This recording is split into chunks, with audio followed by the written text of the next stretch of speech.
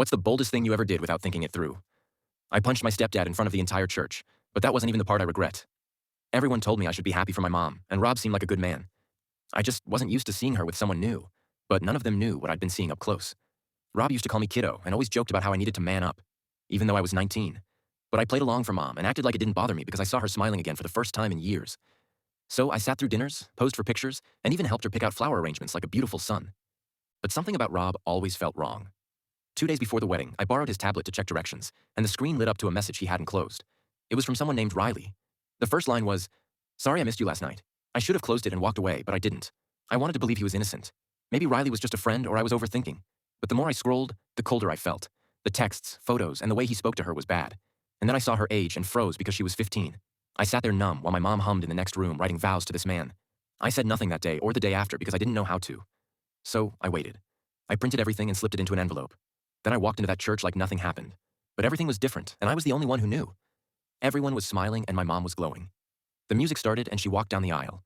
And when the pastor asked if anyone had a reason why these two should not be married, I knew what I was about to do, but I had no idea how it would end. I stepped forward and handed her the envelope without saying a word. She looked confused and Rob looked nervous, but then she opened it and his face dropped and her hands started shaking. I could hear whispers behind me, but all I saw was Rob reaching for me. He grabbed my arm and tried to pull me back.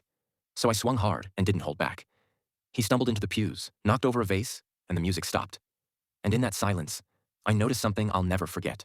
My mom didn't run to me. She rushed to him, and that broke me more than anything. She started crying, holding his face, asking if he was okay. She looked up at me with the kind of rage I hadn't seen since I broke a window in 7th grade.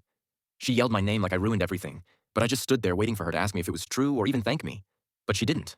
She told me to leave, so I did. And somehow that hurt more than the punch I threw. I slept in my car that night and didn't go home or even check my phone. I just stared at the ceiling and wondered how protecting someone could feel this wrong. The next day, I got a voicemail. She said the wedding was postponed, not canceled. She claimed I'd overreacted and said Rob had explained everything. Riley was his niece, and the messages were misunderstood. But I knew what I saw, and I knew she did too. I didn't respond or go back. I just stayed with a friend across town and tried to move on. But everywhere I went, people recognized me. But no one cared why I did it, just that I ruined a wedding. So I stopped going out and deleted social media, and for a while I thought maybe I was the problem. But then I got a letter from a girl named Riley. It was short, but it changed everything. She said she was sorry and thanked me for saving her by telling the truth. I sent it to my mom, and she never responded. But a week later, I heard through a cousin that the wedding was called off and Rob moved away without an explanation.